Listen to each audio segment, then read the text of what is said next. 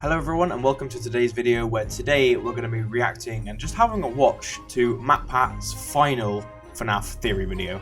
So a couple months ago he announced he's retiring, and he's retiring, I think it's in a few months time, like fully, but this is his last Fnaf theory video, which is very bittersweet. Like, I'm very happy for him that he's just going to do his own thing now, but I am going to miss his theory videos because, you know, watched him since Fnaf started. But without any further ado, let's go and watch MatPat's final theory. Well, loyal theorists, this is it. This will be my final Fnaf theory. So weird hearing him say that. I mean it. Man. The last one made me feel quite emotional. Fnaf. The end is nearly at hand. The pieces are in place for you. You missed it last week. Look for the green, and remember everything I taught you. Remember, dates are important. Yep. Remember the... Hurry, time is running out. Hello, Internet. Welcome to Game Theory, the show that, by my count, has had no less than 10 final Fnaf theories. At this point, it's practically become its own meme, but this time, it's no joke. Yep. After 66 theories, 3 live 66, talkbacks, I've watched all of them as well. Remix. Exotic I remember this. banging remixes. Today, I end my coverage of Five Nights at Freddy's. After this, there's only one final game theory, and then the curtain closes on my time as host, and Tom will have to step into the spotlight. Hope you're ready for the challenge there, Tom. It's been Bunny, Easter Bunny, Chocolate Bunny, Melted Chocolate Bunny, Withered Bunny, Blackheart Bunny, Rockstar Bunny, There's lots of bunnies. Rock Bunny, Sunken Toy Bunny, Bonbon, Just Bon, System Error Bunny, Nightmare Bunny. One file should be a fan verse, by the way. How many toes does he have? 2? No, 3. 5?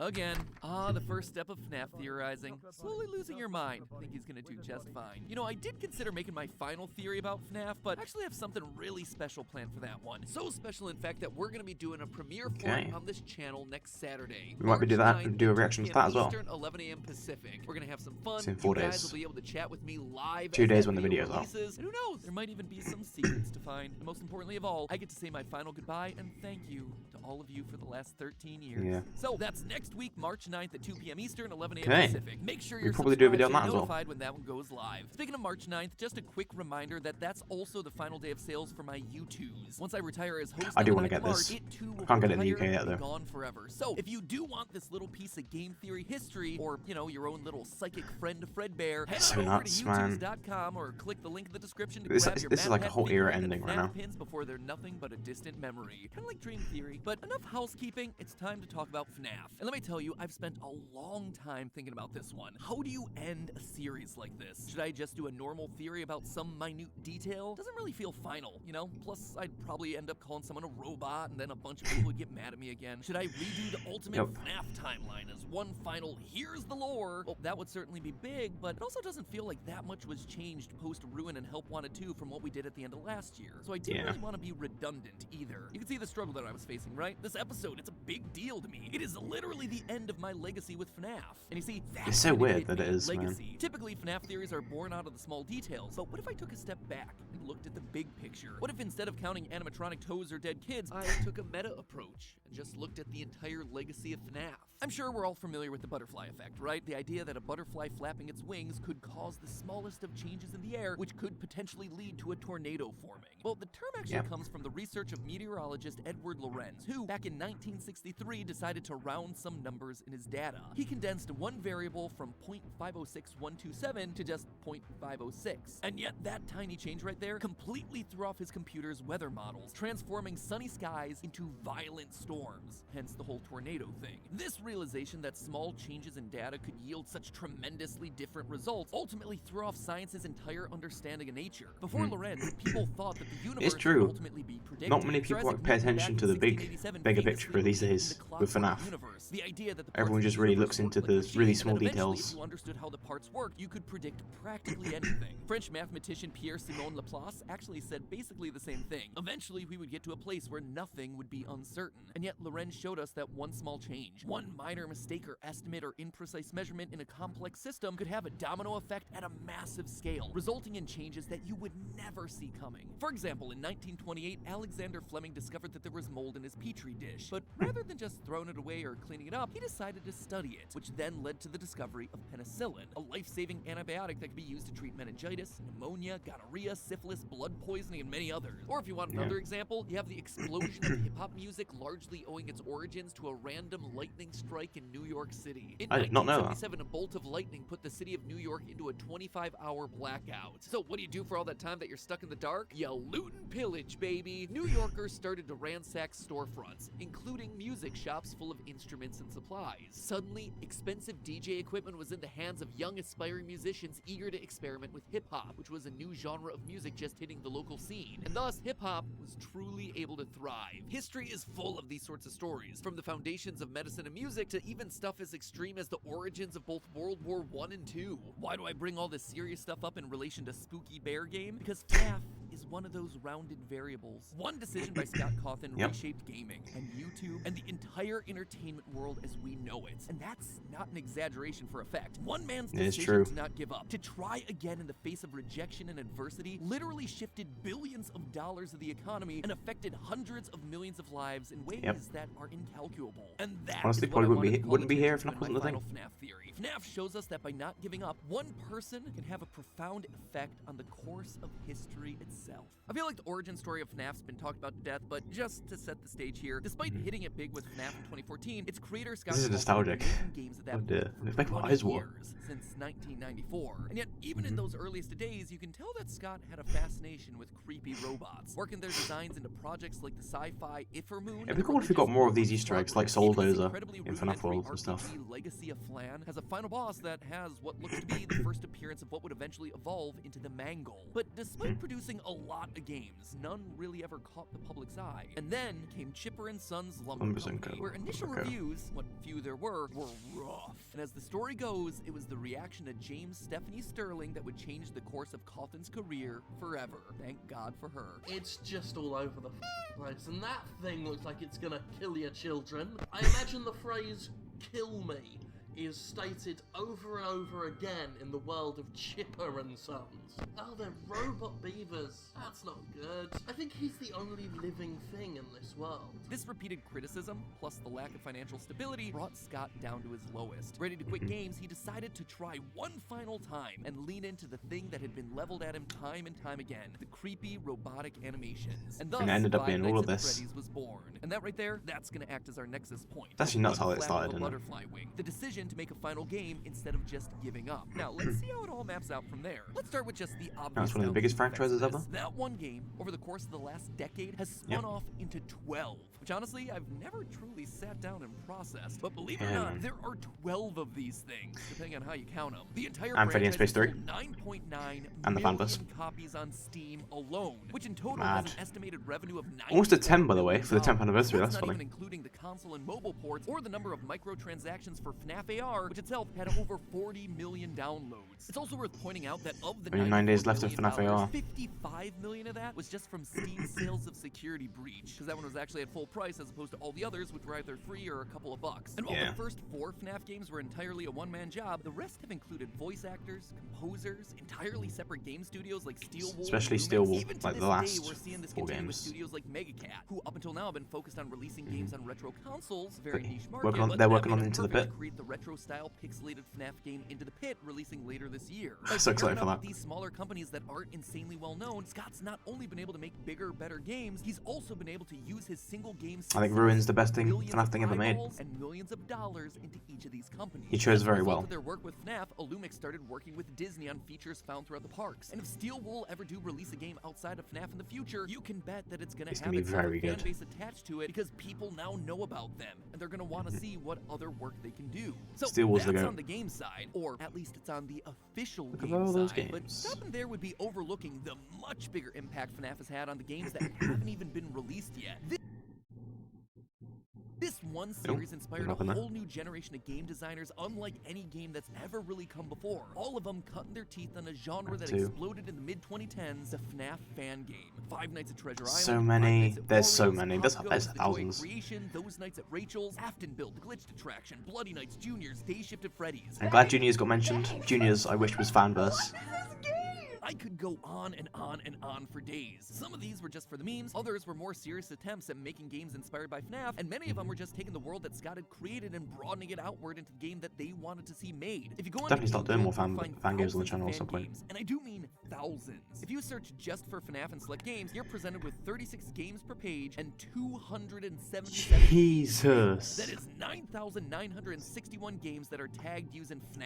That's You're mad. sitting there thinking, hold on, the math there doesn't add up. You're right, good noticing. That's because I had to remove 11 of Scott's own games that were posted on that list. Though, I'm pretty sure that there are some out there who'd like to pretend that Fnaf World was a fan game. Each and every FNAF one was of those underrated, so 10,000 underrated. It's such a fan good games game. represents a budding game designer, sometimes several. And while yeah, many of those creators are likely never going to pursue game design full time, there are some who will, either independently or as part of a bigger studio, going on to have their shot at creating their own mega franchise. FNAF's changed a Their lot of people's shot to lives in so many transform the ways. industry. And already you can see that some of these devs are finding success, to the point where many of them have created multiple Hey, I mean, there's a fanless initiative now, you know? turning their fan projects into full-on Candies, franchises Poppers, of and their own. And all of this is without drug even creation. mentioning the Fanverse initiative, where Scott invested money Yep, and here we go. resources into some of the most promising projects. Flumpties and of Plus got fledgling cancelled for businesses Fanverse, grow. but Now, the success of that one is up for debate for various reasons, but the point ultimately stands. Five Nights at Freddy's has been directly and indirectly involved in the rise of a new generation of game developers. Developers that, just now, 10 years later, were only starting to that's the see after rebuilt game. they're I really don't think it got finished. influencing the wider gaming I think landscape. Scott Gaming, it's wasn't happy with already it or seen a something, I can't massive remember. shift coming off the heels of Fnaf. Prior to Fnaf's release, if you took a look at any top 10 list about horror games, it would have been filled with games like Outlast? Outlast, Yeah. PT, Amnesia, games that leaned hard The old Slender into Man games. psychological horror and sometimes graphic. Eyes the horror Fnaf, game. though, was different. While other horror games used the classic horror trope of not knowing what the monster looked like, relying on the audience's mind to fill in the blanks of what might be lurking in the shadows, Fnaf put the monsters front and center, allowing them to be the star of the show like we see in movies like Friday the 13th and Halloween. This allowed Fnaf games to be much more thumbnail friendly and easier to sell online. That's just compared to pure the memories, look at that. dark hallways or overcomplicated monster designs that dominated the horror space in the past. Mix in the more family-friendly scares of Freddy and the gang, and you've got yourself a brand new subgenre of content, mascot horror, as dubbed by YouTuber John Wolf. This genre took old nostalgic locations and filled them with brightly colored killers brought to life through some weird experiment or trauma. Bending the Ink Machine, Poppy Playtime, Rainbow Friends, My Friendly Neighborhood, Hello Neighbor, All These Basics, Choo Choo Charles, Amanda the Adventure, and of course, Carton of Ban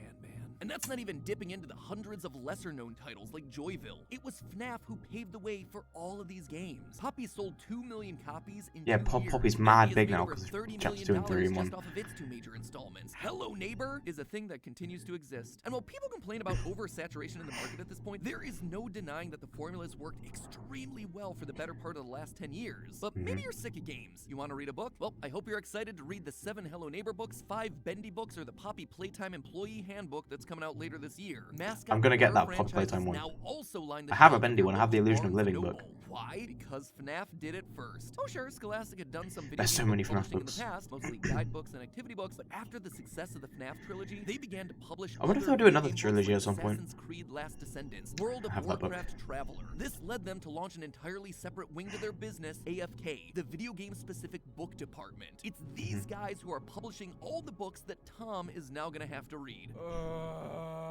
No, it's impossible to know for certain that Fnaf was the reason for all this, but given it was often shown at the top of articles for this new publishing arm at launch and has sold 9 million books to date, with an average book price being about That's a lot. $10, that is $90 million infused into the historically struggling print publishing business. It's no wonder the first 6 rows of their website are dedicated to Fnaf. But without AFK, it's easy to imagine a world where these other mascot horror games didn't get that chance, and all those writers who've now been able to make a living off of these franchises wouldn't be recognized like they are. I mean, take for instance Andrea Wagoner, who wrote the vast majority of Fazbear Frights and Tales from the Pizzaplex stories. She's now getting DM'd by fans asking for lore clarifications, something I'm sure she never anticipated while working on her past writing projects. The amount of like things her dog that how-to book, Dog Parenting, or alternate like viewing, the story of a big girl 99.9% with of big FNAF dreams, lore her is words, based not on, mine. The same thing is now happening with well, another struggling nothing's set in indie stone, group. I should say After that. spending 8 years in production hell, losing directors, struggling with studios, and trying to nail down a script, Blumhouse eventually took the chance on Fnaf, making the movie Finally on a came out. $20 million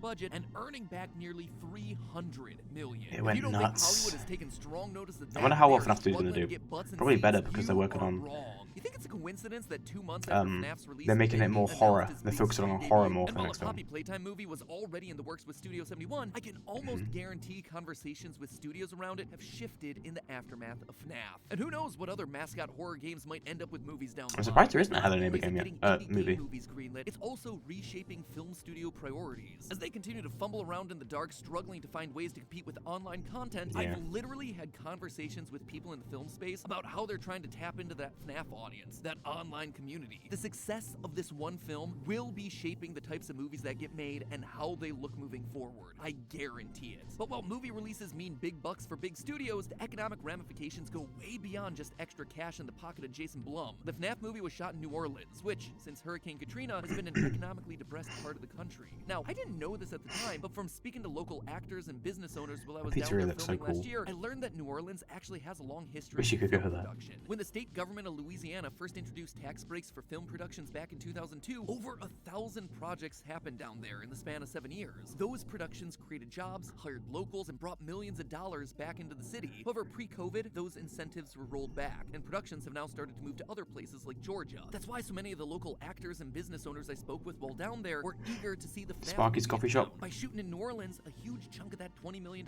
budget was going to Seeing accommodations, Mappa in the film drivers, was caterers, the biggest local talent, surprise. location rentals, equipment, and other general resources that help local Whole businesses theater thrive. went Maybe absolutely start domino nuts. effect to get other movies back in the region. Regardless of all of that, the point is that this one decision to try one final game, it's grown beyond itself. It's no longer about just making its own franchise full of games. It's spread to all corners of the media industry, Yep. to so many Books, other films. IPs and creators, spawning a wave of new franchises and giving life to so many careers that otherwise might not have had a chance. But speaking of careers, there's one final area that's also needed Give to be gifts, give addressed, life. an area that has been so affected by FNAF, it's crazy to not talk about. And that, of course, is here on YouTube. FNAF has done a lot of numbers for a lot of industries, but its effect on the YouTube landscape is still visible to this day, and in a much more obvious way. When FNAF first launched, it was just one of many games that YouTubers started playing because spooky games got big views. This game gave Yep. rise to some of the biggest names on the platform, names that are still going strong today. Let's players like Corey X Kenshin and Markiplier, who'd been on YouTube for a couple of years. I think, but saw their careers Daz accelerate Black in parallel also, alongside the FNAF releases. You also had a massive surge in nerdcore musical artists like the Living Like, Tombstone, FNAF whose helped FNAF him song was at 1 get million a lot of views in a couple of weeks, subscribers whereas and most stuff. other songs they would release would have a few 100,000 views months after release. And Machinima creators started using FNAF models and characters to tell their own unique stories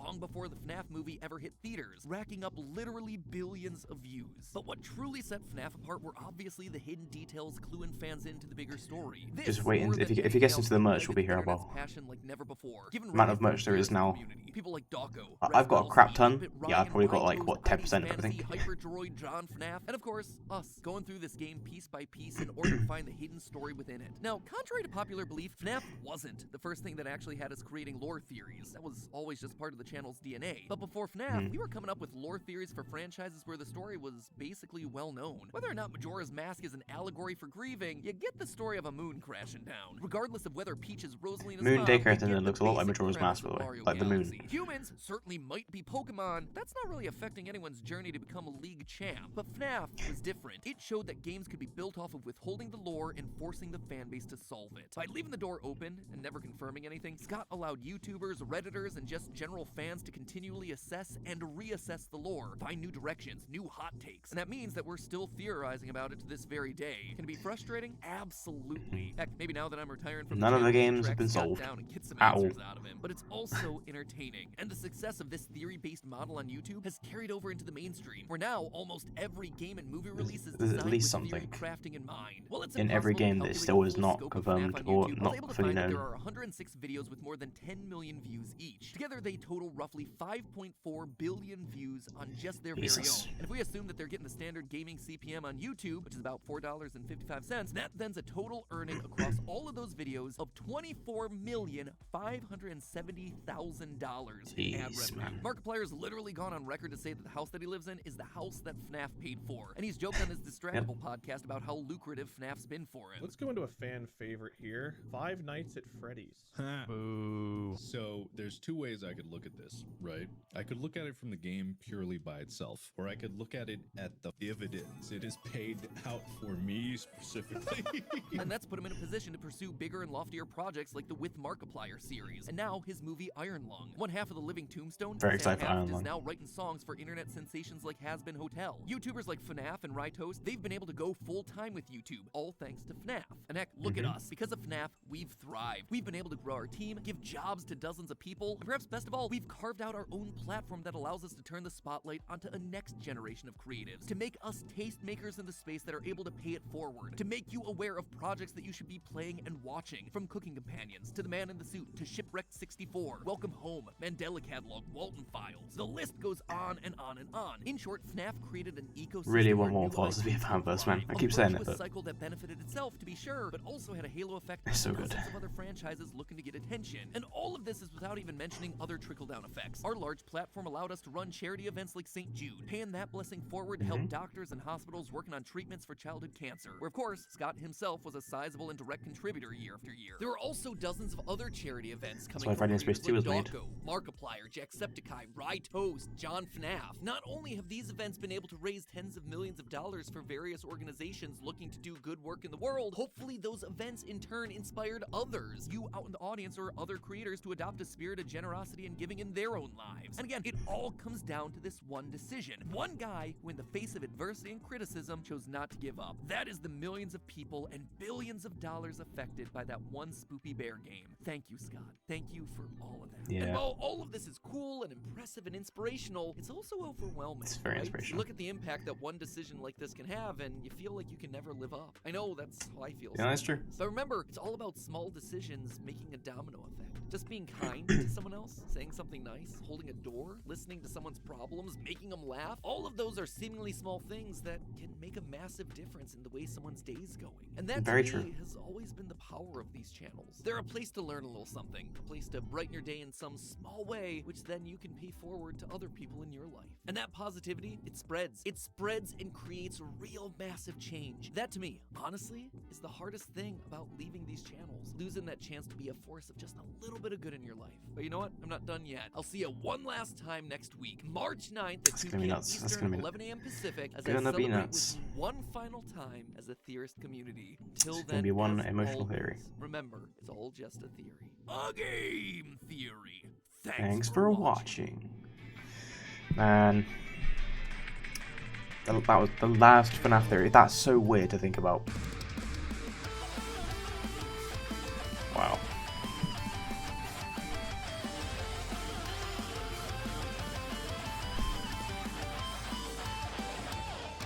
Jeez.